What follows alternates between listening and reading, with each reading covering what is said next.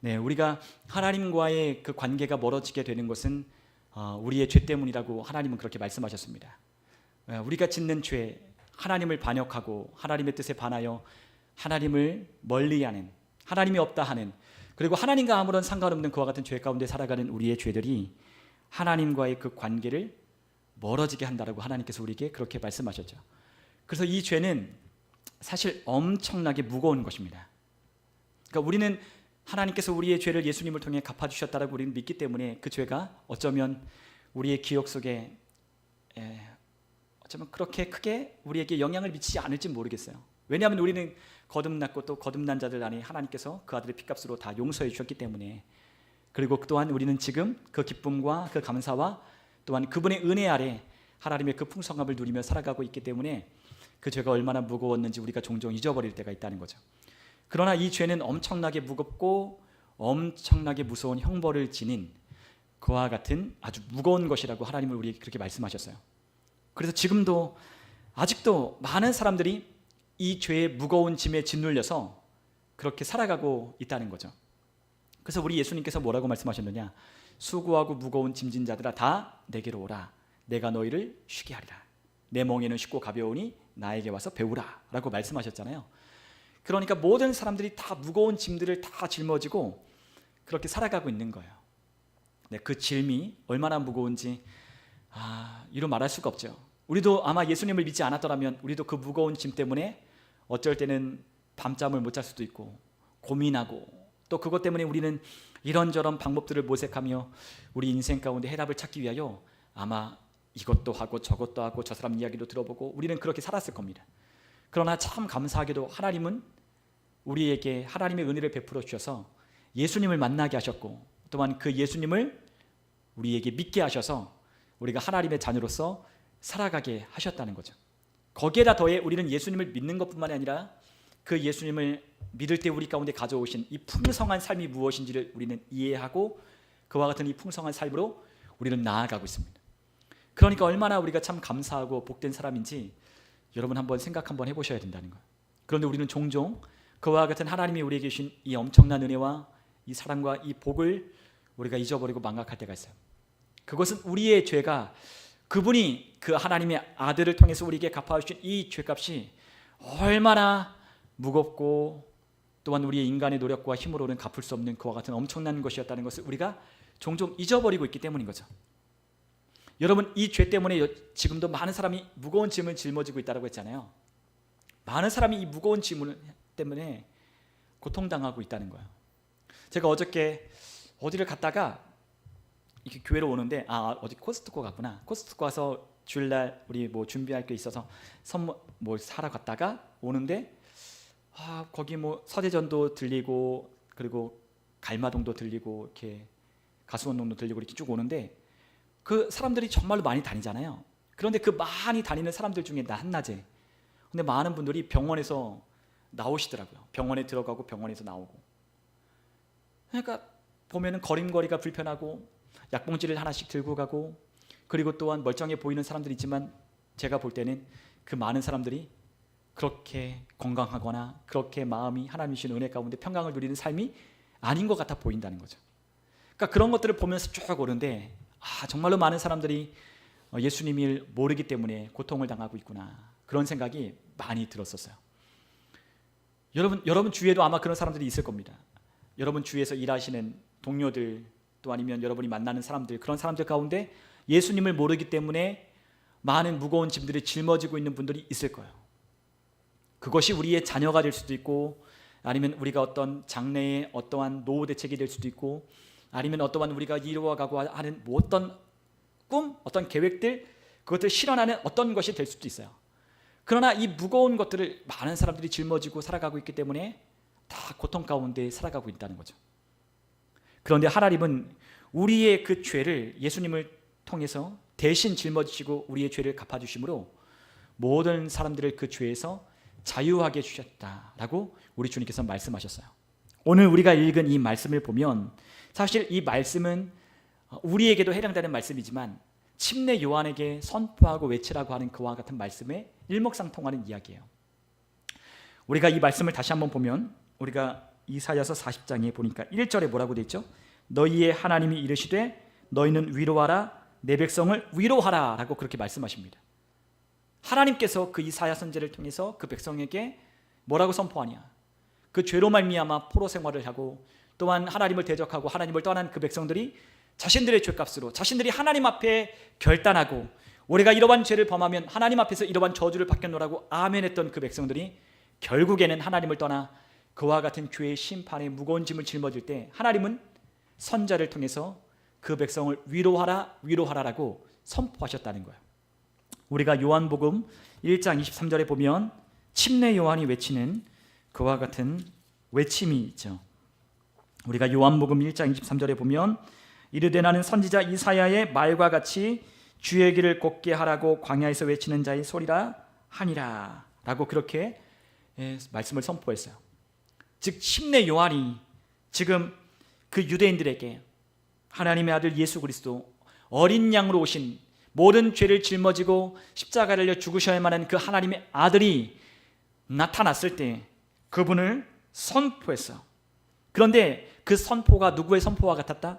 선지자 이사야의 외침과 같았다라는 거예요. 그런데 그 이사야가 뭘 외쳤어요? 내 백성을 위로하라라고 지금 그 백성들을 향하여 하나님께서 이사야를 통해 말씀하시는 거예요. 그런데 왜 우리가 이 40장을 쭉 읽어보면 우리가 익히 알고 있는 말씀들이 참 많이 있어요. 여러분 나중에 한번 40장을 쭉 한번 읽어보시면 좋을 것 같아요. 그런데 그 말씀의 2절에 보니까 왜 그 백성을 위로하라라고 말씀하시냐면 이렇기 때문에 위로하라라는 거예요. 우리 한번 2절을 같이 한번 읽어보도록 하겠습니다. 너희는 예루살렘의 마음에 닿도록 말하며 그것에게 외치라. 그 노역의 때가 끝났고 그 죄악이 사함을 받았느니라. 그의 모든 죄로 말미암아 여호와의 손에서 벌을 배나 받았느니라 할지니라 하시니라. 아멘. 자, 이스라엘 민족이 그 유대인들이 하나님의 말씀을 반역할 때 그들이 고통을 겪고 포로로 끌려갔지만 그들의 삶 가운데 이 고통, 이 노역들이 끝났다라고 그들에게 위로하라라고 하며 그들에게 선포하라고 이사야 선지자에게 외치는 거예요. 여러분 그들이 왜 이 끔찍한 바벨론의 포로가 되고 이 끔찍한 학살과 끔찍한 이 노역과 이 죄악을 담당해야만 했냐? 그들의 죄 때문이라는 거죠. 그런데 그들의 죄가 어떻게 됐다? 다 사함을 받았다. 다 사함을 받았기 때문에 그들의 위로를 하나님의 위로를 전하라고 그들에게 외치고 있는 거예요. 여러분 그들이 바벨론의 포로 생활 70년을 했기 때문에 그들이 노역이 끝나고 죄악이 사함받고 그들의 죄악에 대한 배를 짊어짐으로 말미암아 그들을 하나님이 용서해 주신 것이 아니에요. 그들이 아무리 많은 하나님 앞에 노역을 하고 하나님 앞에 어떠한 징벌에 해당하는 어떤 걸 받아도 그들의 죄를 다 씻을 수가 없다는 거죠. 근데 왜 위로하냐? 바로 와야 할 그들을 위해 보내어질 하나님의 아들 메시아 때문에 그들이 위로를 받는다라고 주님께서 외치고 선포하라는 거였어요. 여러분 밑에 보면 3절에 뭐라고 되어 있어요? 3절에 한번 같이 한번 읽어볼까요? 외치는 자의 소리여 이르되 너희는 광야에서 여호와의 길을 예비하라. 사막에서 우리 하나님의 대로를 평탄하게 하라. 아까 우리 누가 외친 거예요? 침례 요한이 외쳤죠. 침례 요한이 요한복음 1장 23절에 외쳤던 것처럼 지금 이사야가 먼저 그것을 외쳤다는 거예요. 그것을 실제가 되고 그것이 예언의 성취가 되어 우리 눈앞에 나타난 그 메시아이신 예수를 지금 침례 요한이 외치는 거죠. 근데 뭐라고 외쳐요? 위로를 전하며 그들이 하나님께로 돌아오도록 외치고 있는 거예요. 여러분 하나님께서 누군가를 지옥에 보내셔야만 한다면 그것은 하나님이 사랑이 아니시거나 그분의 공의가 고장났기 때문이 아니에요. 하나님이 만약에 사람을 지옥으로 보내셔야만 한다면 그것은 누구 때문이냐? 바로 우리 각 사람의 죄 때문이라고 하나님 말씀하셨어요. 만약에 누군가가 지옥에 떨어져야만 한다면 그것은 그 사람의 죄 때문이에요. 그런데 하나님은 공의의 하나님이시기도 하시지만 그분은 어떤 하나님? 사랑의 하나님이시기 때문에 그분은 그 사랑과 공의로 인하여 하나님의 아들을 우리를 대신하여 이 땅에 보내어 주신 거예요. 그래서 그분이 실제로 우리의 죄값을 위하여 고난 받으시고 상하시고 찢기시고 징벌을 받으심으로 말미암아 우리의 죄값을 갚아주셨어요. 그래서 우리가 어떻게 됐어요? 용서를 받을 수 있는 길이 열리게 된 거죠. 그래서 우리 예수님이 우리에게 무엇이냐? 그분은 우리의 평안이시고 그분은 우리의 위로라고 주님께서 말씀하고 계시는 거예요. 주님은 우리에게 위로를 선포하래요. 누구에게? 지금 이 세상 사람들에게, 또한 우리 가운데 신음하고 고통당하는 그 영혼들에게 우리에게 뭘 전하라고요? 하나님의 위로를 전하라고 우리에게 말씀하고 계시는 거예요. 마치 이 광야 가운데 이 외치는 소리가 먹먹하고 이 외치는 소리가 아무도 듣지 않는 것처럼 보이지만 메마른 이 세상 가운데 그럼에도 불구하고 우리가 어떡하라? 그 백성을, 하나님의 백성들을, 하나님께서 지으시고 창조한 그 사람들을 위로하도록 우리를 보내시고 계신다는 거죠. 우리가 그들을 위로하도록 보내어지는 하나님의 사람이라는 거예요. 하나님은 그들을 어떻게 하고 싶어요? 위로하고 싶으신 거예요. 누구를 통하여? 하나님의 아들을 통하여 그의 삶의 상처를 위로하고 그의 삶의 문제를 위로하고 그의 삶의 어떠한 고난을 위로하여 그들을 하나님의 사랑 안으로, 하나님의 공의와 사랑이신 그분 안으로, 그분이 우리 가운데 베풀기로 약속했던 그 풍성한 것으로 우리에게 나오도록 주님께서 우리에게 그 아들을 통해 촉구하시는 거예요. 여러분, 하나님은 너무나 좋으신 분. 그분은 우리에게 절대로 화가 나거나 우리를 저주하거나 우리를 심판하려고 지옥을 만드신 것이 아니에요. 주님은 우리에게 분명히 말씀하셨어요. 지옥은 누구를 위해 예비된 거냐? 바로 하나님을 떠난 그 마귀와 또 그를 따른 천사들을 위하여 예비된 영영한 불이라고 주님께서는 말씀하셨어요. 예수님이. 그러니까 그 예비된 지옥은 누구를 위해 예비된 거냐? 사탄과 그를 따르는 타락한 천사들, 즉 귀신들을 위하여 예비된 그곳이 바로 지옥이라고 예수님이 말씀하신 거죠. 그래서 우리는 그곳에 가야 돼요? 안 가야 돼요? 안 가야 되는 거죠. 우리가 그곳에 가면 안 된다는 거예요. 왜냐하면 하나님은 우리 인간을 위하여 하나님의 하나밖에 없는 아들을 이 땅에 보내오셔서 그 죄를 갚아주셨기 때문이에요. 여러분, 우리의 삶에 정말로 이 죄는 엄청난 것을 초래해요. 우리가 물론 구원받아서도 이 죄가 더 이상 하나님은 그 죄를 죄로 보시진 않지만 우리의 모든 죄가 우리가 수요일도 나눈 것처럼 예수님의 보혈은 우리가 생각하는 것 이상으로 이 보혈의 능력은 엄청나요.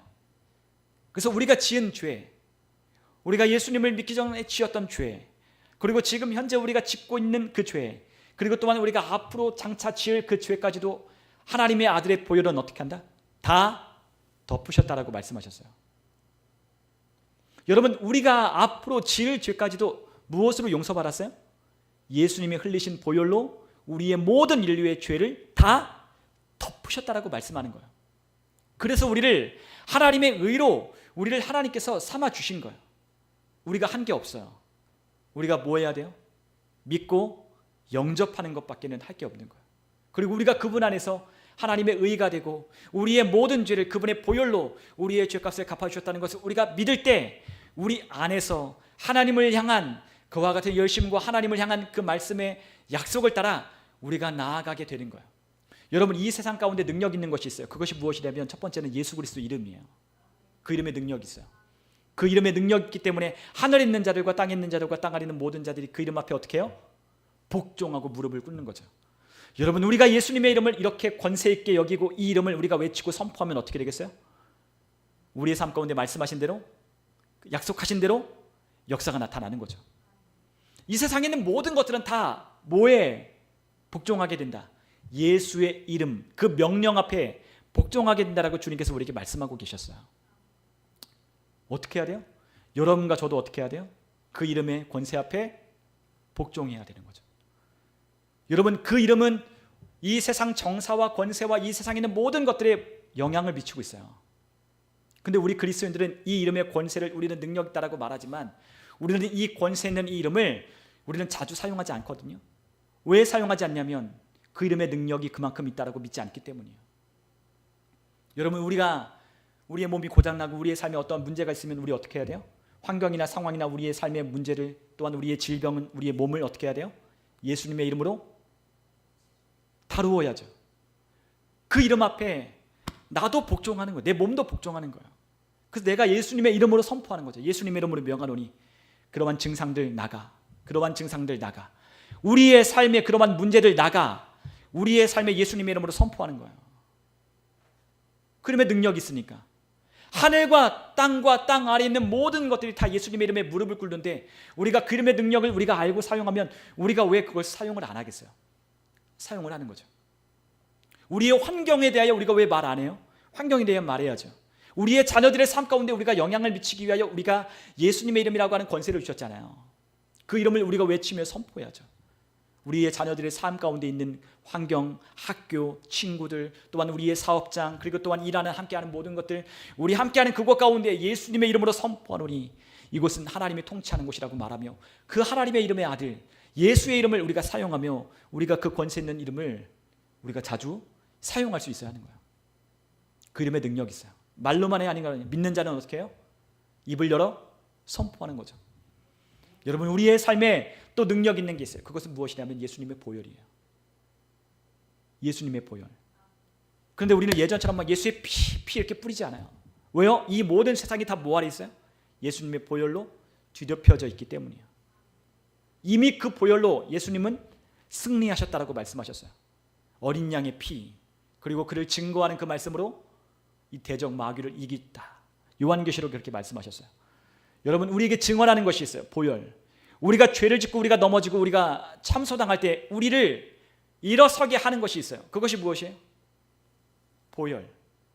이미 그 보혈이 나를 깨끗하게 씻어주셨다라고 우리가 말하며 우리를 참소하는 마귀에게 우리가 대적하고 우리가 승리하는 위치로 올라가는 거예요. 여러분, 우리는 이미 이겼어요.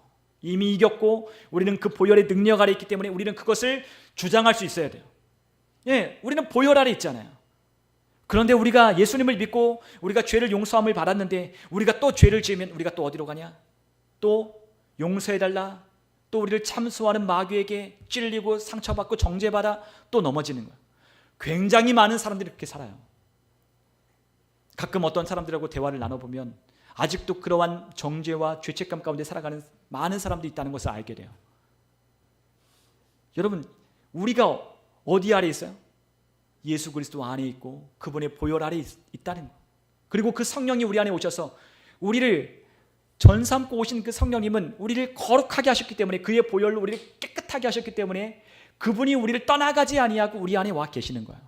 만약에 우리가 죄를 짓고 또 더러워지면 그분이 어떻게 하셔야 돼요? 우리를 떠나가셔야 돼요.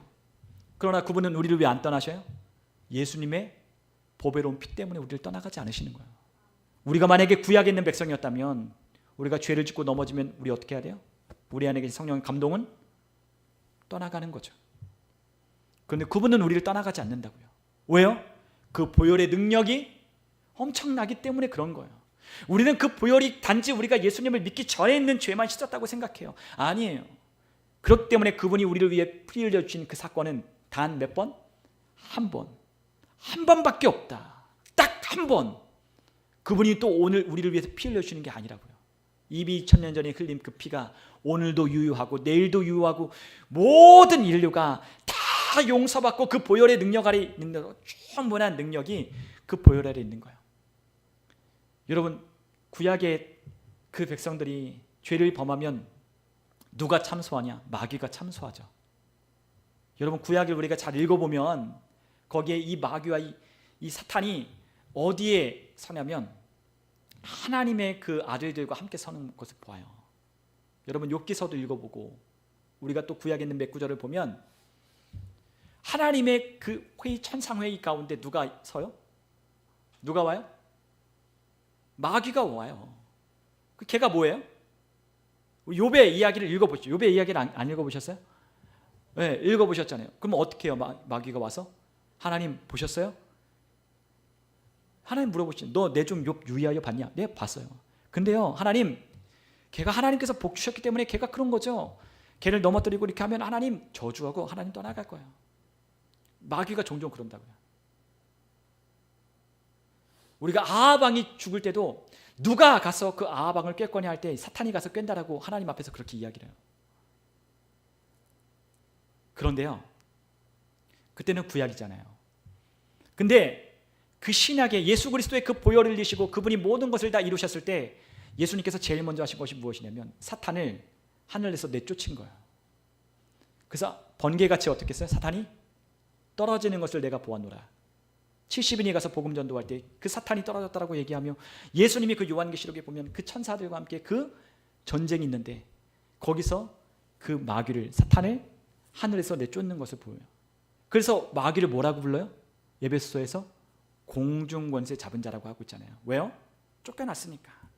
그들이 이 스카이, 우리가 눈에 보이는 이 육안으로 보이는 이 하늘에서 이 공중 아래에 있는 이 세상 가운데 그가 왕 노릇하며 가짜 왕이 되어서 우리를 도둑질하고 죽이고 멸망시키려고 오늘도 호시탐탐 약한 자를 찾아서, 넘어뜨릴 자를 찾아서 우리를 미혹하는 거죠. 온 세상이 그 마귀 아래, 죄 아래 있다라고 하나님 말씀하셨어요. 그래서 지금 마귀는 뭐예요? 여전히 또 참소하죠. 그런데 하나님 앞에 가서 참소하나요? 아니요, 내어 쫓겼어요. 어디서 참소해요? 어디서 참소하죠? 여러분과 저의 마음 가운데 와서 찾아와서 참소하잖아요. 야, 김기환, 네가 목사냐? 하면서 저에게 찾아와서 참소하잖아요. 여러분들에게 찾아와 참소하잖아요. 정죄감이 들도록. 야, 너 기도도 안 하고, 너 그런데 너 왜 그런지 아니? 너가 그렇기 때문에 그런 거야 라고 우리에게 마귀가 우리를 참소한다고요. 너가 그렇기 때문에. 그럼 우리는 그런 줄 알죠. 우리는 그렇게 생각해요. 내가 기도도 안 했고 하나님도 잘 섬기지 않았고 내가 그러니 그러한 고난을 당하고 그러한 어려움을 당하는 것, 그래, 하나님이 마땅히 그렇게 하셨어. 마귀가 우리 가운데 하나님에 대한 오해를 불러일으키고 하나님의 사랑에서 끊어놓고 하나님과 멀어지게 만드는 거예요. 그래, 그래서 어떻게 해요? 또 회개하고 울고불고 하면서 하나님 용서해달라고 또 우리가 그렇게 우리가 하지 않아도 될 일들을 반복하는 거예요. 마귀가 우리 삶에 그렇게 우리를 회파하는 거죠. 우리를 정죄하고 우리를 판단하고 우리를 넘어뜨리는 거예요. 그런데 우리 안에 계신 분이 누구예요? 성령님. 그 성령님이 우리 안에 오셔서 뭐 한다고요? 너 왜 죄전이라고 성령님이 우리에게 그렇게 말씀하시나요? 물론 책망하신다고 했어요. 근데 그분이, 우리가 수요일날 말씀 나눴지만 그분이 우리 안에 오셔서 뭐래요? 내가 그리스도 안에서 누구인지를 성령님이 우리에게 말씀하신다고요. 우리를, 마귀가 우리에게 다가와서 우리를 참소하고 우리를 넘어뜨리고 우리가 그러한 고통을 당하는 건 네가 원래 그래서 그래, 네가 그렇게 죄를 범해서 그래, 네가 그렇게 살아서 그래, 너 때문이야 라고 우리에게 마귀가 우리를 참소하지만 성령님은 우리에게 찾아오셔서 우리 안에 계셔서 우리 안에 말씀하시는 거예요. 아니라고. 너는 하나님의 사랑을 받아 마땅한 자라고 성령님이 우리 안에 말씀하시는 거예요. 너는 하나님의 존귀한 하나님의 아들이야, 하나님의 딸이야. 너의 죄를 하나님의 아들인 예수님이 모든 죄를 다 갚아주셨단다. 다시 일어나, 일어나.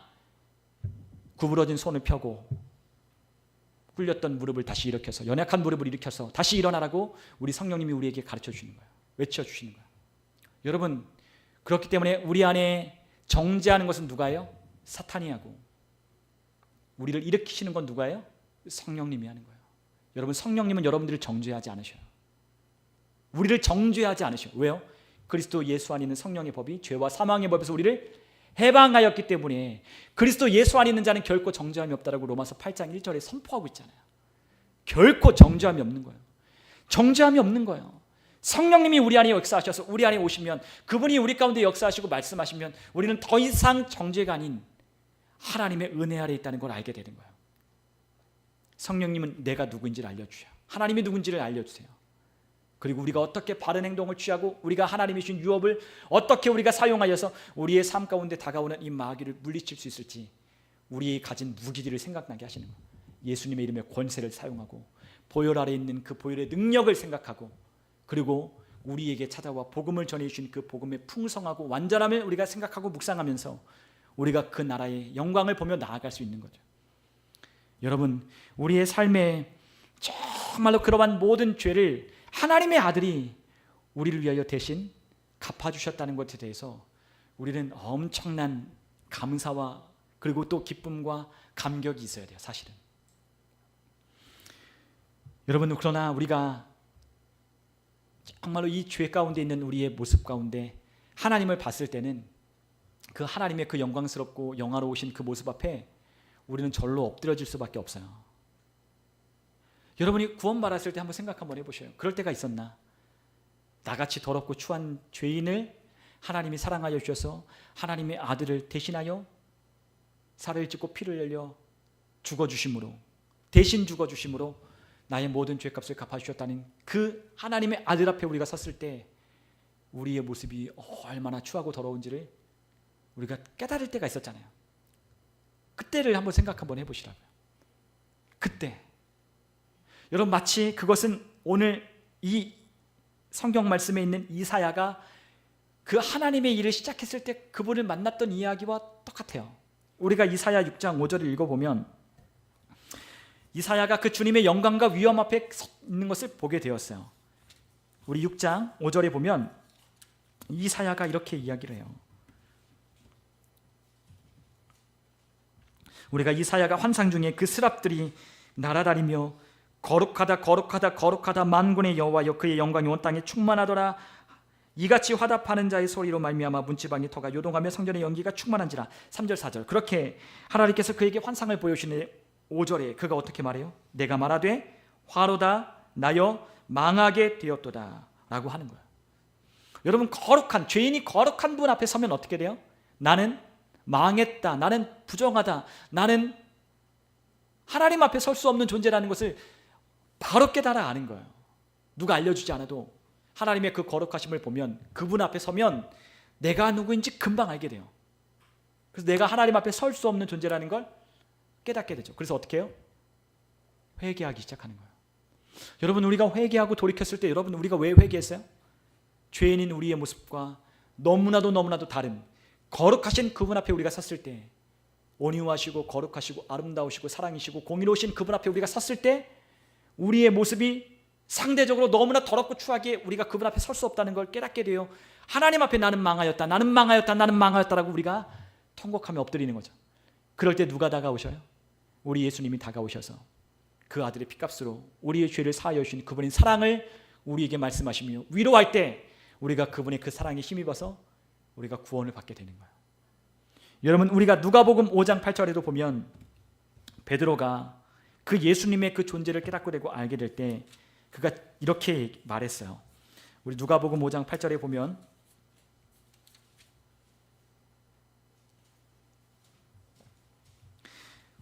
우리가 그 갈릴리 호숫가에서 어부로 고기 잡고 있는 그에게 예수님 찾아오셔서 깊은 데로 가서 그물을 내려 고기를 잡으라고 4절에 그렇게 말씀하셨어요. 그럴 때 시몬이, 이 베드로가 뭐라고 대답해요? 5절에 보니까 선생님, 우리들이 밤이 새도록 수고하였으되 잡은 것이 없지만은 말씀에 의지하여 내가 그물을 내리리이다 라고 했어요. 그래서 그물을 내렸더니 어떻게 했어요? 힘이 많은 고기를 잡아 그물이 찢어졌어요. 그럴 때 그들이 이 모습을 보고 엄청난 역사가 일어나는 걸 보고 시몬 베드로가 예수의 무릎 앞에 엎드려 이렇게 이야기를 하는 거죠. 8절에 뭐라 해요? 주여, 나를 떠나소서, 나는 죄인으로소이다.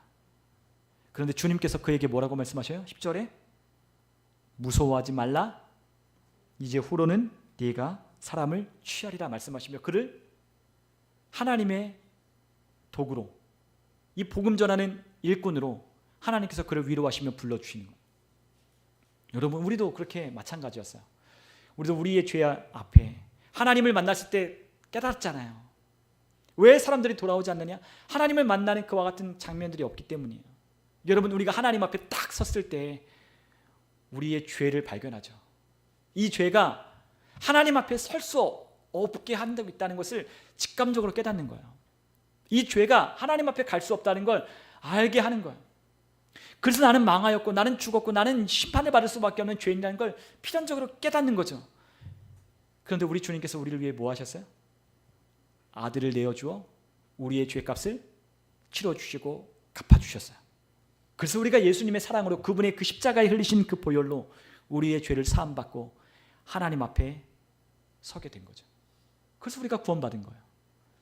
여러분, 하나님의 그 영광을 본 자는 하나님 앞에 자기가 설 수 없다는 걸 알게 되어 있어요.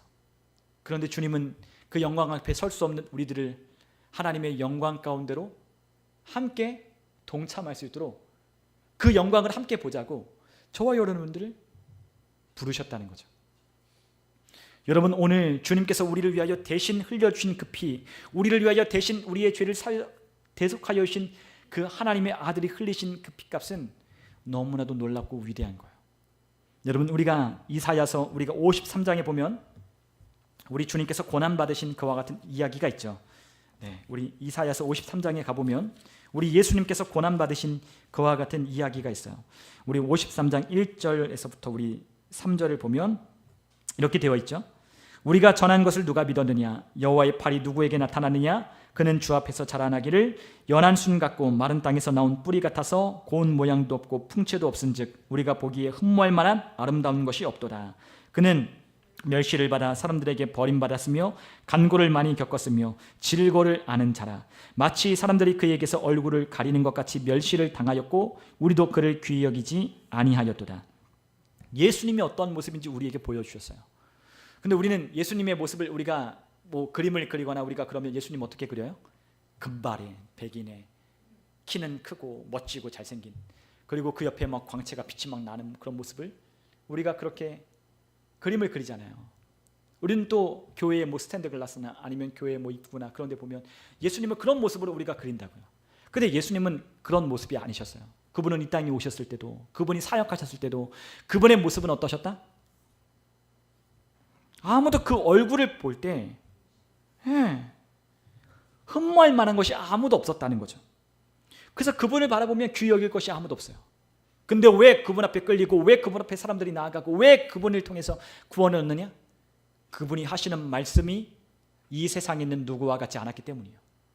그분의 말씀이 진리고 그분의 말씀이 생명이고 그분의 말씀하시는 대로 이루어지는 역사가 사람들을 예수께로 이끌어오는 거죠. 그러나 실제로 예수님을 만나면 그분을 봤을 때는 아무것도 흠모할 만한 것이 없었어요. 그리고 우리가 계속해서 4절과 5절에 읽어보면 이렇게 돼 있죠. 그는 실로 우리의 질고를 지고 우리의 슬픔을 당하였거늘 우리는 생각하기를 그는 징벌을 받아 하나님께 맞으며 고난을 당한다 하였노라. 5절 같이 읽겠습니다.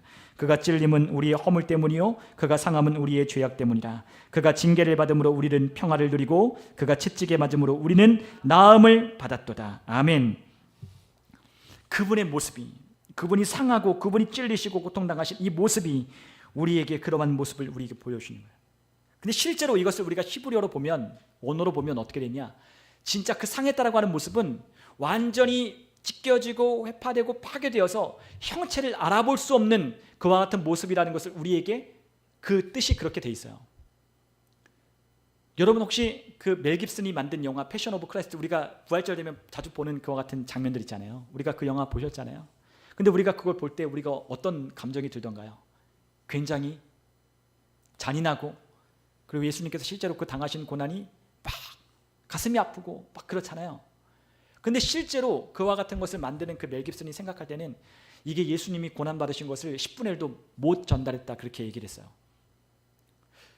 그러니까 성경을 보면, 성경에 있는 그 이야기나 그 원어를 보면 진짜 우리가 생각하는 것 그런 모습이 아니에요. 여러분 가끔 우리가 예수님의 그런 일대기를 보는 영화 같은 거 보잖아요. 패션 오브 크라이스트가 그래도 그나마 조금 사실적으로 그런 게 그렸어요. 근데 대부분의 그런 영화를 보면 그래도 멀쩡해요. 조금 이렇게 피가 흘리고 조금 꼬질꼬질 하신데요. 괜찮아요.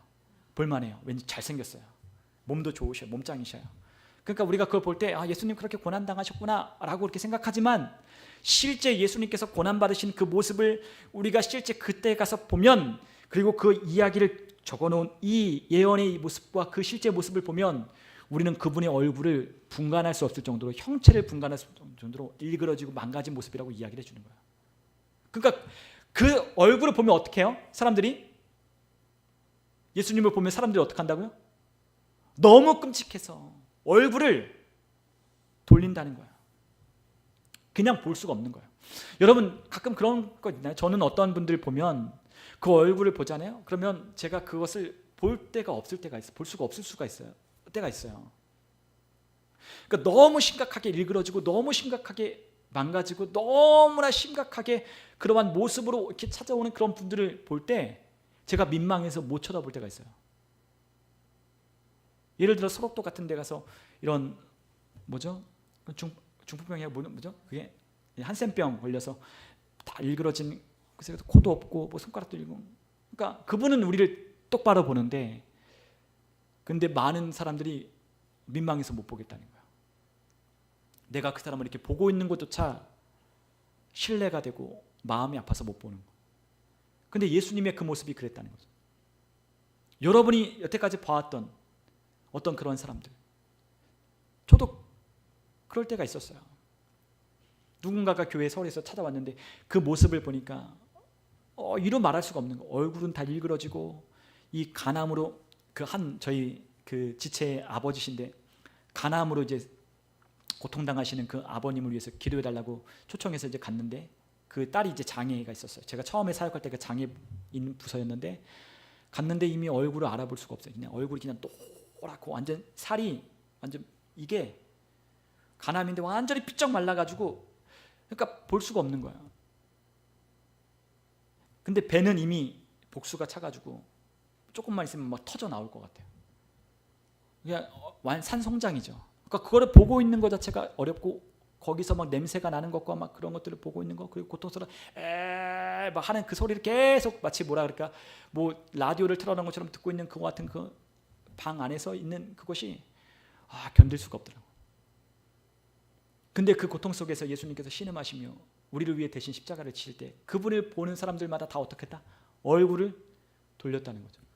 예수님을 따라갔던 그 여인들도 그 예수님의 얼굴을 보지 못해서 얼굴을 돌리고, 모든 사람들이 그 예수님 앞에서 그 참혹한 맞으시고 찢기시고 상하시고 우리를 위해 대신 질고를 친 그분의 모습을 아무도 감히 쳐다볼 자가 없었다는 거예요.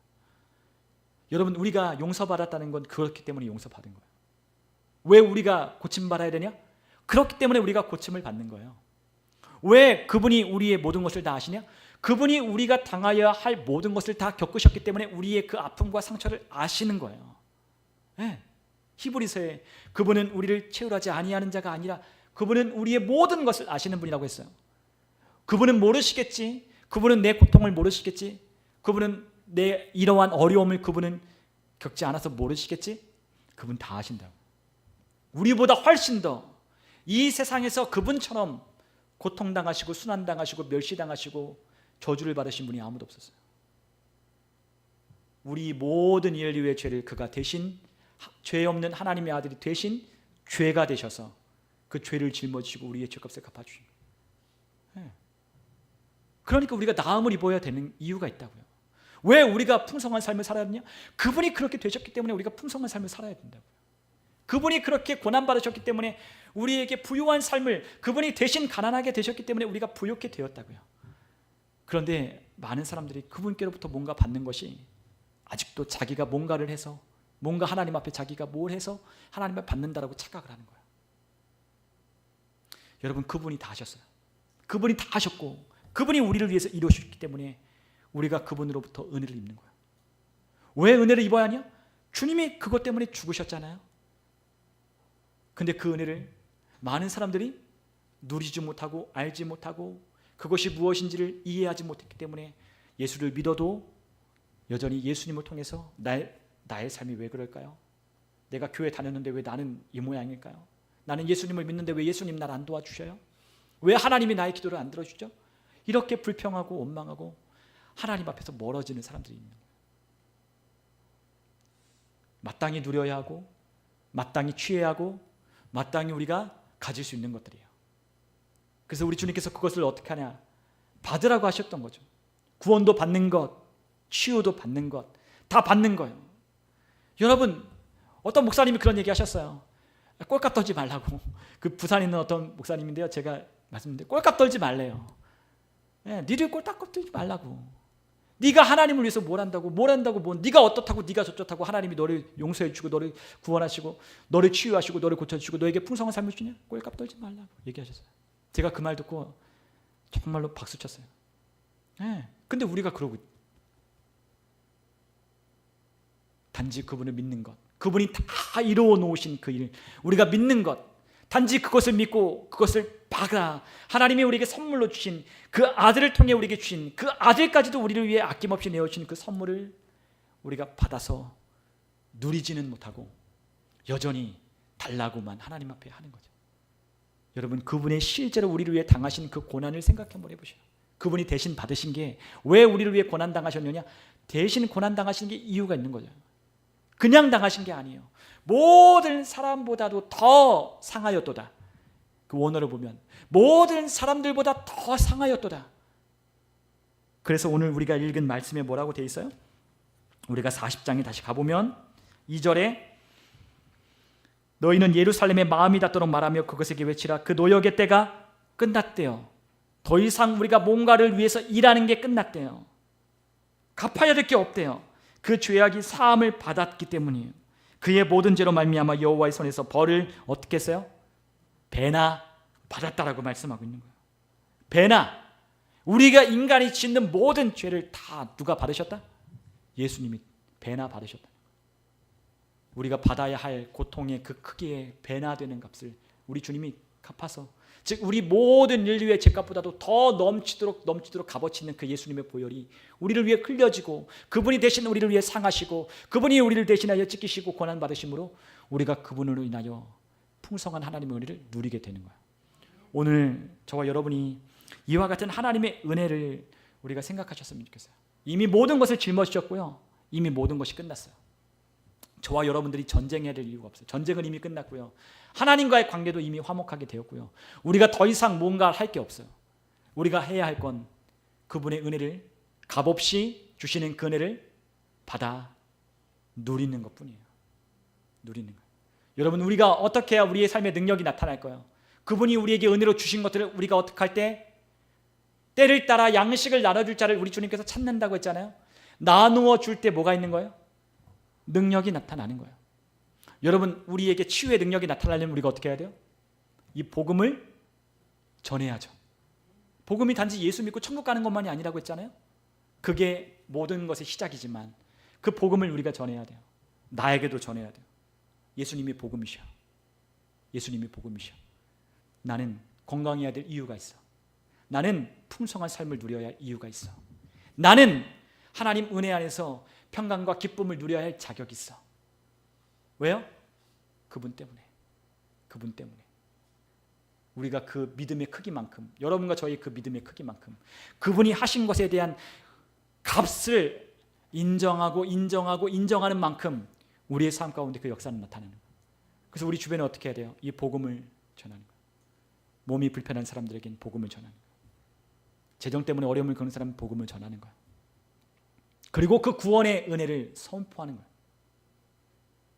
영혼이 잘됨 같이 범사가 잘되게 하시는 하나님의 은혜 아래 구원받으라고, 하나님이 그 모든 것을 값으로 우리에게 치러주셔서 거둬주셨다고, 예수 믿고 구원받으라 라고 우리에게 전하여 주는 거예요. 여러분, 우리가 그렇게 전하고 어떻게 해야 돼요? 기도하면 능력이 나타나는 거죠. 손 넘고 기도하고, 안 나오면 또 기도하고, 그들에게 복음 전하고 또 복음 전하고, 안 받고 버팅기면 또 전하고 또 전하고 또 전하고. 우리가 이 복음의 소식, 우리를 구원할 소식은 복음밖에 없잖아요. 이 복음을 적극적으로 선포할 때마다 우리의 삶 가운데 능력이 많이 나타나게 되어 있어요.